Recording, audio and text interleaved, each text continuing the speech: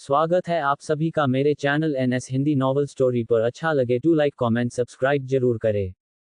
31 काजल का नाराज होना और राज का मनाना। अब आगे। प्रेस कॉन्फ्रेंस होने के बाद राज हितेश को फोन करता है और कहता है बहुत अच्छा काम किया, वेल डन, थम्स अप का चिन्ह। इस पर हितेश ने कहा सर आपने जैसा कहा वैसा ही किया।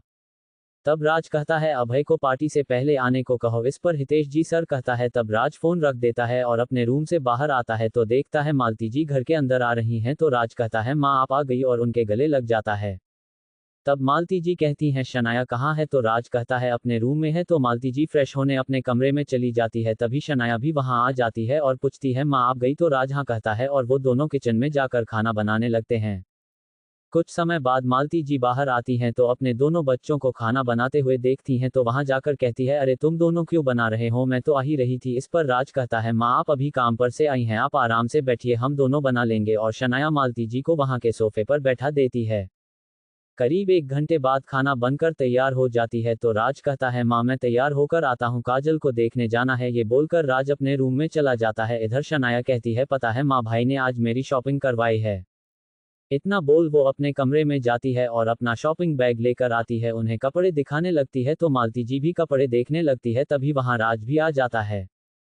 तब मालती जी कपड़े देखने के बाद उनकी नज़र कपड़े के बैग के लोगों पर पड़ती है तो वो राज को देखकर कहती है बेटा ये तो यहाँ का सबसे महंगा मॉल है और तुमने यहाँ से कपड़े लिए, ये तो काफ़ी महंगे होंगे। तो राज कहता है माँ आप और मेरी छोटी के खुशी के सामने ये सब चीज़ें कभी महंगी नहीं हो सकती है। मेरे लिए तो आप दोनों की स्माइल ही अनमोल है, इसके सामने कुछ पैसे इसका मोल कभी नहीं लगा सकते और मैं इतना भी नहीं कर सकता। ये कैसे हो सकता है, आप दोनों की खुशी के लिए मैं तो कुछ भी कर सकता हूँ। राज के इतना कहते ही दोनों मिलकर राज के गले लग जाते हैं। तो शनाया कहती है भाई आप बेस्ट हो और मालती जी कहती हैं अपने प्यार के कारण अपनी बहन को बिगाड़ मत देना। इस पर राज कहता है मैं एक बार गलत हो सकता हूँ माँ, लेकिन मुझे शनाया पर भरोसा है कि वो हम दोनों का सिर कभी झुकने नहीं देगी। इस पर शनाया थोड़ा इमोशनल हो जाती है और कहती है भाई मैं कभी आपका और माँ का सिर झुकने नहीं दूंगी। तब मालती जी कहती हैं बेटा 8 बजे गए हैं और तुम्हें हॉस्पिटल भू जाना है, चलो का लेते हैं। और वो सभी खाने के लिए चले जाते हैं। तभी राज का फोन बजता है तो राज देखता है दीप्ति आंटी का फोन है तो वो कॉल उठाता है तो उधर से दीप्ति जी कहती हैं बेटा तुम हॉस्पिटल कब आ रहे हो। इस पर राज कहता है जी आंटी 1 घंटे तक आ जाऊंगा, क्या कोई काम था। इस पर दीप्ति जी कहती हैं बेटा काजल ने सुबह से कुछ नहीं खाया और वो किसी से बात भी नहीं कर रही है और वो अपने रूम में किसी को जाने भी नहीं दे रही है, यहाँ तक कि डॉक्टर को भी नहीं पता नहीं किस बात का गुस्सा है। तब राज कहता है आंटी आप घर जाओ मैं उसे खिला दूंगा, आप परेशान मत होना। तो दीप्ति जी कहती हैं ठीक है बेटा तुम जल्दी आना, वैसे भी यहाँ रुक कर क्या करूंगी, वो किसी को अंदर ही नहीं आने दे रही है। इतना बोल वो फोन रखती हैं और वो घर के लिए निकल जाती हैं। इधर राज कहता है अब इसे क्या हुआ है यार, लड़कियां इतना नखरा क्यों करती हैं। फिर वो खाने लगता है। उसके बाद वो हॉस्पिटल के लिए निकल जाता है। करीब रात के 9 बज रहे थे तब राज वहां पहुंच जाता है और वो रूम में घुसने लगता है तो एक एप्पल लाल सेब उसके सिर पर आकर लगता है। ये देखकर वो हड़बड़ा जाता है और अपने कदम रूम के बाहर कर लेता है और वो गेट को थोड़ा सा खोलकर अंदर झांकता है तो उसे काजल की गुस्से से लाल चेहरे पर पड़ती है तो वो तुरंत गेट बंद कर लेता है और बाहर खड़ा हो जाता है। तभी वहां राघवन आता है और कहता है बॉस मजा आया। तो राज कहता है कि सब बात का मजा। तो राघवन वहां पड़े एक थैले की तरफ इशारा करके कहता है सुबह से मैं हरा सेब को इसमें रख रहा हूं, जो भी अंदर जाने की कोशिश करता है उसके ऊपर आकर लगती है, इन्होंने तो अपनी मां तक को नहीं छोड़ा। तो सोच लो आपका क्या होगा। वैसे बॉस आपने क्वीन अच्छी खोजी है। इतना बोल वो हंसने लगती है तो राज उसे घूर कर देखता है और वो दोबारा अंदर जाने की कोशिश करता है तो एक और एप्पल लाल सेब उसके ओर आता है तो राज उसे पकड़ लेता है और उसका एक बाइट खाते हुए अंदर आता है और रूम का गेट क्लोज लॉक कर देता है। और काजल की तरफ देखकर कहता है देखो एप्पल खाने के लिए होता है, मारने के लिए नहीं। वैसे तुम गुस्सा किसी बात पर हो। तो ये सुनकर काजल अपना चेहरा राज से फेर लेती है। ये देखकर राज कहता है अगर प्रॉब्लम बताओगी नहीं तो उसका हल कैसे हैगा। इस पर भी काजल कुछ नहीं बोलती है। अब राज को समझ में नहीं आता है कि वो क्या करे, मगर वो एक बार और कोशिश करता है और कहता है देखो जितना गुस्सा होना है हो जाना, पर प्लीज खाना खा लो। तब जाकर काजल कहती है मैं तुम्हारी बात क्यों मानूं, तुम मुझे कुछ समझते ही नहीं हो और कुछ बताते भी नहीं हो। तो इस पर राज कहता है मैं तुम्हारी हर शिकायत सुनूंगा, पर प्लीज खा लो, देखो मैंने अपने हाथों से तुम्हारे लिए बना कर लाया था। ये सुनकर काजल की आंखों में चमक आ जाती है मगर फिर भी वो राज की तरफ नहीं देखती है। ये देखकर राज के चेहरे पर मुस्कान आ जाती है और वो एक निवाला काजल की तरफ बढ़ा देता है। काजल राज को ऐसे करते हुए अपने एक आंख तिरछी करके देख रही थी और उसे अच्छा भी लग रहा था, मगर वो चेहरा राज की तरफ नहीं करती है। ये देखकर राज कहता है, मैंने सोचा था कि तुम खा लोगी तो हम दोनों वॉक पर जाएंगे, पर लगाता है तुम्हारा मन नहीं है। कोई बात नहीं, मैं यहाँ से चला जाता हूँ, और वैसे भी मैं तो तुम्हारे साथ रहने आया था, तुमसे बातें करनी थी, पर लगता है तुम नहीं चाहती हो। इतना बोल वो वहां से उठकर जाने लगता है तो काजल एक हाथ से उसका हाथ पकड़ लेती है और राज की तरफ चेहरा करती है, तो राज उसके हाथ पकड़ने से खुश हो जाता है और वो उसके तरफ देखता है तो वो एकदम चौंक जाता है, क्योंकि काजल रो रही थी। आखिर काजल रो क्यों रही थी और काजल किस बात पर गुस्सा है? अब राज क्या करेगा? 32 काजल और राज का प्यार का इजहार। अब आगे। राज काजल को रोते हुए देखकर कहता है, तुम रो क्यों रही हो? इस पर काजल कहती है कि तुम बहुत बुरे हो, मुझसे कल बिना बात किए चले गए, और सुबह से रात हो गई, तुमने एक बार भी ना बात की, ना ही तुम यहाँ आए। तो इस पर रोने वाली बात क्या है? वो मुझे कोई काम आ गया था, इसलिए जल्दबाजी में चला गया, इस कारण तुम्हें बताना भूल गया। और रही बात आज की, तो मैं थोड़ा डर रहा था कि कल जो भी हुआ इस कारण से तुमसे सामना नहीं करना चाहता था। तो इस पर काजल कहती है, तो अब क्यों आए हो? तब राज कहता है कि आंटी ने फोन किया था कि तुमने सुबह से ना किसी से मिली हो और ना ही कुछ खाया है, इसलिए मैं आ गया, मुझे लगा तुम कल वाली बात से गुस्सा होगी। तब काजल कहती है, हाँ मैं कल वाली बात पर गुस्सा हूं, पर उसके लिए नहीं। तब राज कहता है, इसका मतलब तुम्हें अच्छा लगा था? इस पर काजल ब्लश करने लगी और उसका चेहरा लाल होने लगा, तो राज कहता है, तुम्हारे चेहरे को क्या हुआ, इतना लाल क्यों हो रहा है? इस पर काजल शर्माने लगी, फिर काजल कहती है, बात बदलो मत, मैं अब भी गुस्सा हूं। तब राज कहता है, क्यों? तो काजल कहती है, तुम जब भी आते हो तो बिना बताए चले जाते हो, और जाने के बाद तुम फोन भी नहीं करते हो। तो राज कहता है, ठीक है, तुम मेरी वजह से हट हुई, इसके लिए दिल से पेंसिल फेस, और मैं तुमसे वादा करता हूँ आगे से कहीं भी जाऊंगा तो तुम्हें बताकर जाऊंगा, ठीक है? ये सुनकर काजल खुश हो जाती है। बस राज कहता है, अब खाना है? तो काजल हाँ कहती है और राज खिलाने लगता है। उसके बाद वो काजल को लेकर छत पर आ जाता है। कुछ देर वहां का आनंद लेने के बाद काजल राज से कहती है, तुमसे एक बात पूछूं? तो राज हाँ कहता है। तो काजल कहती है, क्या तुम मुझे पसंद करते हो? इस पर राज कहता है, अचानक ये सवाल क्यों? तो काजल कहती है, बस मन किया, क्या तुम जवाब नहीं देना चाहते? इस पर राज कहता है, ऐसी बात नहीं है, मैं तुम्हें बहुत पसंद करता हूँ।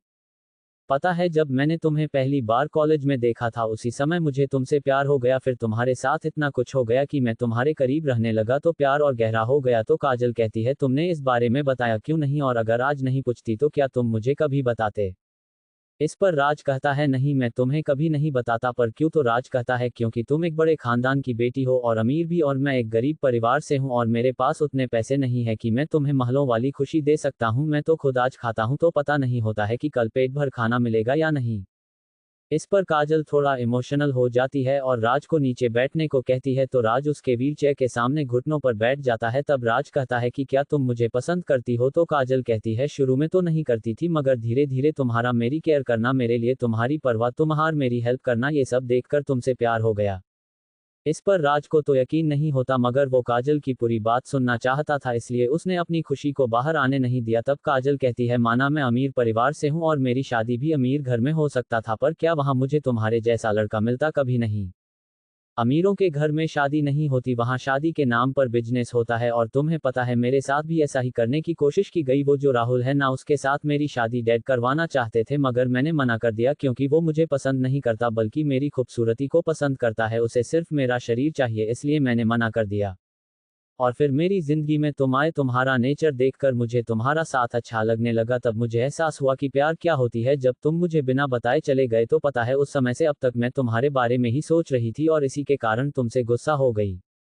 इतना बोल वो राज के गालों पर चुंबन का चिन्ह कर देती है। उसके ऐसा करने से राज को एक सुकून भरा एहसास होता है और वो एकटक काजल को देखने लगता है। फिर काजल से कहता है कि तुम्हारी भी तो कोई इच्छा होगी कि तुम लड़के में क्या देखना चाहती हो, और वो कैसा हो सकता है मैं तुम्हारे इच्छा के लायक नहीं हुआ तो? इस पर काजल कहती है कि मुझे ज्यादा कुछ नहीं चाहिए, बस इतना ही कि वो लड़ाई झगड़े ना करता हो, जो कि तुम हो, इतने शांत और सुलझे हुए, और सबसे बड़ी बड़ी बात, मुझे झूठ पसंद नहीं है। अब इस पर राज अपने मन में कहता है, जो तुम्हें नहीं पसंद वो सारी खूबियां मेरे अंदर है, अब क्या करूं? उसके बाद काजल कहती है, जबकि हम दोनों ने एक दूसरे को कबूल कर लिया है तो मैं तुमसे कुछ पूछना चाहती हूँ, क्या तुम जवाब दोगे? इस पर राज कहता है, ये तो सवाल पर निर्भर करता है। तो काजल कहती है कि ठीक है, तो मैं सीधा सवाल ही करती हूँ। इतना कहकर वो राज को गौर से देखने लगी और बोली, क्या तुम्हारे बारे में कुछ ऐसा है जो तुम सभी से छिपा रहे हो? ये सुनकर राज थोड़ा सा कपका जाता है और कुछ बोल नहीं पाता है, तो वो काजल का हाथ पकड़कर कहता है, माफ करना, पर मैं तुमसे झूठ नहीं कहना चाहता। मेरे बारे में बहुत सी ऐसी बातें पता चलेगी जिसका मैं ना तो अब जवाब दे सकता हूँ और ना ही उस वक्त दे पाऊंगा। तुम्हें अपने सारे जवाब समय के हिसाब से मिल जाएगा, पर मैं ये वादा कर सकता हूँ कि मैं तुम्हें कभी धोखा नहीं दूंगा।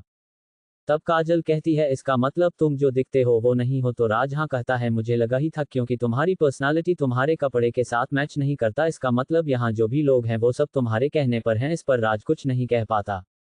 तब काजल धूसरित सवाल करती है तुम अच्छे हो या बुरे, इस पर भी राज कुछ नहीं कहता है और कुछ देर चुप रहने के बाद कहता है देखो मेरे बारे में बहुत सी बातें हैं जो तुम्हें जानने का पूरा हक है और मैं बताना भी चाहता हूं पर नहीं कर सकता, ये मेरी मजबूरी है और रही अच्छा हूं या बुरा ये वक्त तुम्हें खुद ब खुद बता देगा। और प्लीज कोई सवाल मत करना, तुम्हें कैसी जवाब नहीं दे पाऊंगा। फिर वो काजल के हाथ को अपने हाथ के ऊपर रखकर कहता है तुम मुझसे वादा करो आगे आने वाले समय में जो भी होगा तुम मुझे छोड़कर नहीं जाओगी। इस पर काजल कहती है जैसा कि तुमने कहा समय आने पर सभी सवालों के जवाब मिलेंगे, तो हम अपना साथ समय पर छोड़ देते हैं और देखते हैं हमारा प्यार जीतेगा या हारेगा, मगर तब तक मैं वादा करती हूँ मैं तुम्हारे साथ रहूंगी। उसके बाद वो दोनों रूम में आ जाते हैं और वो काजल को बेड पर लेटा देता है और वो वहीं के सोफे पर लेट जाता है। कुछ देर बाद भी दोनों को नींद नहीं आती। एक तरफ काजल मन में भगवान से प्रार्थना कर रही थी कि राज कभी उसे छोड़कर ना जाए, तो वहीं राज कह रहा था पता नहीं भगवान मेरी सच्चाई जानकर वो क्या करेगी। जब दोनों को नींद नहीं आ रही थी तब काजल राज से कहती है सुनो तुम यहाँ आकर मेरे साथ ही सो जाओ, मुझे नींद नहीं आ रही है। राज का भी तो यही हाल था, तो वो कहता है जितना भी वक्त है उसमें मैं काजल के साथ क्यों ना बिताऊं, बाद की बात देखेंगे। और वो फिर बेड पर आ जाता है और वो काजल को हक करके सोने की कोशिश करता है और वो दोनों ही कुछ देर में नींद की आगोश में चले जाते हैं। क्या राज अपनी पहचान को बता देगा और क्या दोनों का प्यार मुकम्मल हो पाएगा या फिर हो जाएंगे दोनों जुदा। 33 बिच्छू गैंग की खात्मे की खबर। अब आगे, जहां एक तरफ रिच सुकून से सो रहा था वहीं दूसरी तरफ पूरे अंडरवर्ल्ड की नींद उड़ गई थी और ये खबर सभी जगह फैल गई कि रातों रात बिच्छू गैंग का सफाया हो गया। ये खबर आग की तरह फैल रही थी और ये खबर फॉक्स गैंग तक भी पहुंच गई, तो उसके लीडर जिसका नाम पैट्रिक है वो अपने आदमियों से कहता है पता करो ये किसने किया है। आखिर एक रात में पूरी बिच्छू गैंग को खत्म करना कोई आम बात नहीं है। तो उसके एक आदमी ने कहा बॉस आपको पता है उस गैंग का एक भी आदमी नहीं बचा और ना ही उसका बिजनेस, सभी को आग लगा दी गई है। तो पैट्रिक कहता है क्या तुम्हें पता है वो उस साइंटिस्ट की फैमिली की जांच कर रहा था और पता लगाओ उसके फैमिली के बारे में। तो वहीं ये खबर दिल्ली भी पहुंची। मानिक राव अपने अड्डे पर मस्त होकर शराब का आनंद ले रहा था कि उसके पास एक आदमी दौड़ता हुआ आता है और कहता है बॉस गड़बड़ हो गई। तो मानिक राव कहता है पहले सांस ले ले, उसके बाद आराम से बता बात क्या है। फिर वो आदमी गहरी सांस लेता है और फिर कहता बॉस बिच्छू गैंग को कल रात किसी ने खत्म कर दिया। ये सुनकर मानिक राव चौंक जाता है और कहता है क्या बकवास कर रहे हो, एक रात में गैंग को खत्म कर दिया, भांग पी कर आए हो क्या। इस पर वो आदमी कहता है मैं सही कह रहा हूं पर किसने किया। तो वो आदमी कहता है पता नहीं बॉस, पूरे अंडरवर्ल्ड में यही चल रहा है। फिर मानिक राव कहता है ये सब कहीं उस लड़की की वजह से तो नहीं हुआ। इस पर वो आदमी कहता हो सकता है बॉस, जिस तरह से अपने आदमियों का पता नहीं चल रहा है तो हो सकता है उन्हीं लोगों का काम हो। फिर कुछ सोचते हुए मानिक राव कहता है मुझे इस लड़की के बारे में पता करके दो, और हाँ कोई भी उस लड़की के पास नहीं जाएगा, मुझे जानना है कि आखिर उसके पीछे कितनी बड़ी ताकत है। तो वो कहता है ओके बॉस और वो चला जाता है। वहीं दूसरी तरफ ईगल गैंग के अड्डे पर वहां के हेड थॉमस को भी ये खबर मिलती है, तो वो अपने आदमियों से कहता है पता करो इसके पीछे कौन है, ये कोई मामूली बात नहीं है, मुझे लगता है इसका कारण वो लड़की ही है और अपने आदमियों से कहो मुझे उस लड़की की और जानकारी चाहिए। इस पर उसके आदमी काम पर लग जाते हैं, मगर थॉमस अभी भी कुछ सोच रहा था। फिर उसने अपने एक आदमी को बुलाकर कहा उस प्रोफेसर को दिल्ली यूनिवर्सिटी भेजो, मुझे लगता है वहीं से कुछ पता चल सकता है। एक तरफ जहां बिच्छू गैंग का खात्मा होना सबके लिए चौंकाने वाली खबर थी, तो वहीं किसी अनजान जगह पर एक खंडहर जैसी जगह पर एक आदमी अपने हाथों में शिगार जलाए खड़ा था, मगर उसका फेस नहीं दिख रहा था क्योंकि उसका फेस आगे की तरफ था। तभी वहां एक आदमी आता है जो विदेशी था और वो अपनी में कहता है किंग, बिच्छू गैंग को किसी ने रातों रात खत्म कर दिया। इस पर वो आदमी कुछ नहीं कहता है, बस अपना शिगार पी रहा था। उसके बाद फिर दोबारा से वो आदमी कहता है किंग अब हमें क्या करना होगा, ये काम और मुश्किल होता जा रहा है। तब वो आदमी बिना पीछे मुड़े ही कहता है कुछ काम ऐसे होते हैं जिसे करने के लिए छोटी मोटी कुर्बानी देनी पड़ती है, तुम उसकी टेंशन मत लो, मैं ये देखना चाहता हूँ कि उस लड़की के पीछे कौन है। अगर उसके लिए मुझे 2-4 गैंग की कुर्बानी देनी पड़ी तो कोई बात नहीं, मगर वो चीज़ मुझे किसी भी हालत में चाहिए। और हाँ, अगर बिच्छू गैंग खत्म हो गया तो तुम ये काम ड्रैगन टीम को करने को बोलो, मैंने इसके लीडर मिन्हो के बारे में बहुत सुना है।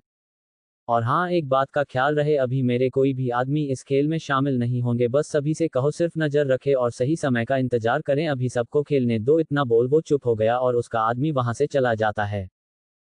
उधर इतना हंगामा मचा था और यहाँ राज आराम से काजल को अपने बाहों में लेकर सोया हुआ था, मगर यहाँ किसी और की नींद उड़ी हुई थी। जिसकी नींद उड़ी थी वो कोई और नहीं राहुल ओबरॉय था और अभी वो एक बार में विवेक राव के साथ बैठा था और शराब का आनंद ले रहा था। पीते हुए राहुल विवेक से कहता है, भाई काजल कहाँ गई है, कुछ पता नहीं चल रहा है, 4 दिन से कॉलेज भी नहीं आई है, और तो और अशोक सेन ने भी बताने से मना किया है, मुझे वो किसी भी कीमत पर चाहिए। इतना बोल वो एक पैक और लेता है।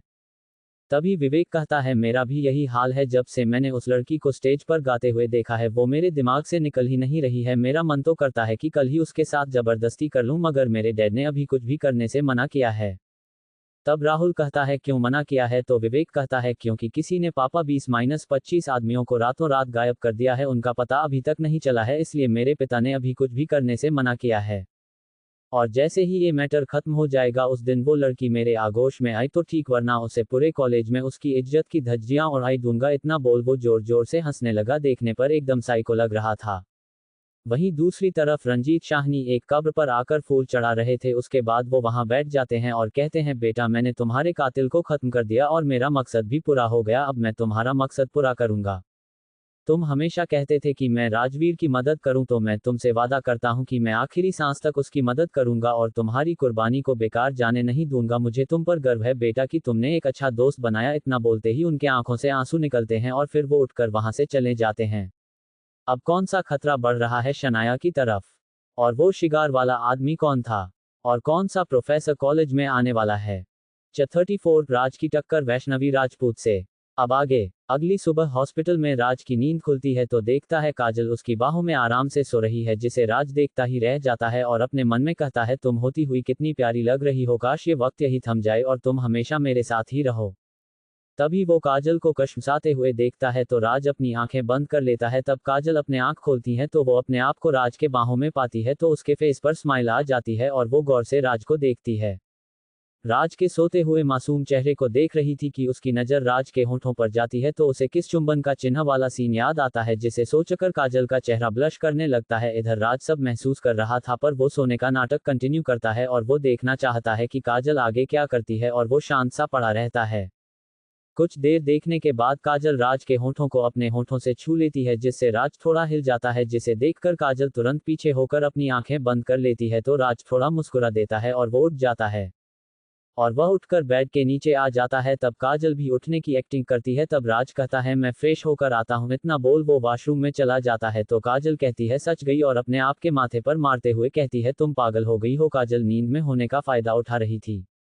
इतना बोल वो मुस्कुराने लगती है। कुछ देर बाद राज कहता है कि मैं घर जा रहा हूँ, कॉलेज जाना है। तो काजल कहती है, ठीक है, तुम कितने बजे आ जाओगे? तो राज कहता है, मैं शाम को आऊंगा। इतना बोल वो काजल को बाय कहकर चला जाता है।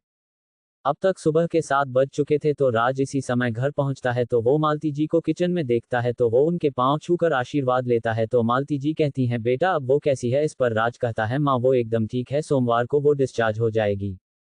तब राज कहता है, छोटी उठी कि नहीं? इस पर मालती जी कहती हैं, वो उठ गई है और तैयार हो रही है। तो राज भी वहां से चला जाता है और करीब 8 बजे तीनों लोग नाश्ता करने लगते हैं। उसके बाद राज और शनाया कॉलेज के लिए निकल जाते हैं।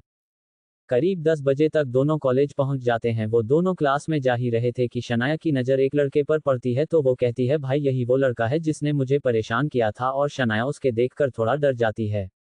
तब राज उस लड़के को एक नज़र देखता है और वो शनाया को लेकर अंदर जाने लगता है और कहता है, तुम ये बात किसी को भी मत बताना। तो शनाया कहती है, मगर क्यों भाई? इस पर राज कहता है, अगर तुम किसी को बताओगी तो वो लोग तुम्हें ही दोषी कहेंगे और तुम्हें परेशान करेंगे। इस पर शनाया हाँ कहती है और दोनों क्लास में आ जाते हैं। राज शनाया को पहले अंदर भेजता है और वो बाहर ही रुक जाता है। शनाया के जाने के बाद राज किसी को फोन करता है तो उधर से एक आवाज सुनाई देती है, बॉस बहुत समय बाद आपने याद किया। इस पर राज कहता है, तुम जानते हो मैं यहाँ अपनी पहचान छुपा कर रखा है तो तुमसे कैसे मिल सकता हूँ। इस पर उधर से आवाज आती है, कोई काम? इस पर राज कहता है, मैंने एक लड़के की डिटेल्स भेज रहा हूं और मैं चाहता हूं कि इसके फैमिली ट के बारे में पता करो। तो उधर से कहता है, और इस लड़के का क्या करना है? इस पर राज कहता है, अभी कुछ नहीं, बस जो कहा है वो करो, बाकी बाद में बताता हूं। इतना कहकर राज फोन रख देता है और वो क्लास में घुसने ही वाला होता है कि उसकी टक्कर वैष्णवी मैम हो जाती है। लेकिन इस बार सिचुएशन थोड़ा अलग होता है पिछली बार से। इस बार वो नीचे और वैष्णवी मैम उसके ऊपर थी। राज मैम को बचाने के चक्कर में राज का हाथ वैष्णवी मैम के सीने पर था। ये देखकर क्लास के सभी स्टूडेंट्स हंसने लगे तो शनाया अपने मन में कहती हैं, भाई आज तो गए, इनको टकराने के लिए मैम ही मिलती है। इतना सोच वो अपने सिर पर हाथ रख लेती है। सभी के हंसने की आवाज सुनकर वैष्णवी मैम अपना पोजीशन देखती हैं तो थोड़ा अनकंफर्टेबल हो जाती है और गुस्से में वो खड़ी होती हैं तो राज भी खड़ा होता है और वो कुछ कहता उससे पहले ही उसके गाल पर एक थप्पड़ जड़ देती है। और उसे घूरते हुए कहती है तुम्हारी आंखें हैं या बटन या फिर तुम्हारा चश्मा खराब हो गया है जो बार बार मुझसे टकराते हो या फिर तुम जानबूझकर करते हो सबके सामने तो सीधे बनते हो मगर हो एक नंबर के ठरकी। तब राज फिर से कुछ कहने ही वाला था कि वैष्णवी कहती हैं क्लास के बाद लंच टाइम में तुम मेरे साथ प्रिंसिपल ऑफिस चलोगे। इतना बोल वो क्लास के अंदर आ जाती है और राज भी अपनी सीट पर बैठ जाता है जहां आदित्य पहले से ही बैठा था। तभी वो राज से कहता है बेटा तुमने तरक्की कर ली, सीधे मैम पर ही गिर पड़े, अब तैयार हो जा, पता नहीं प्रिंसिपल ऑफिस में क्या बवाल मचाएगी। इस पर प्रिंसिपल के यहाँ जाने के बारे में सोचकर मन ही मन मुस्कुरा देता है और अपने मन में कहता है आज इनको थोड़ा डेमो दिखाना पड़ेगा। तो आदित्य कहता है कहाँ खो गया भाई। तो राज आदित्य की बात सुनकर ख्यालों से बाहर आता है और कहता है कुछ नहीं। फिर वैष्णवी मैम 1 घंटे तक पढ़ाती हैं और वो चली जाती है।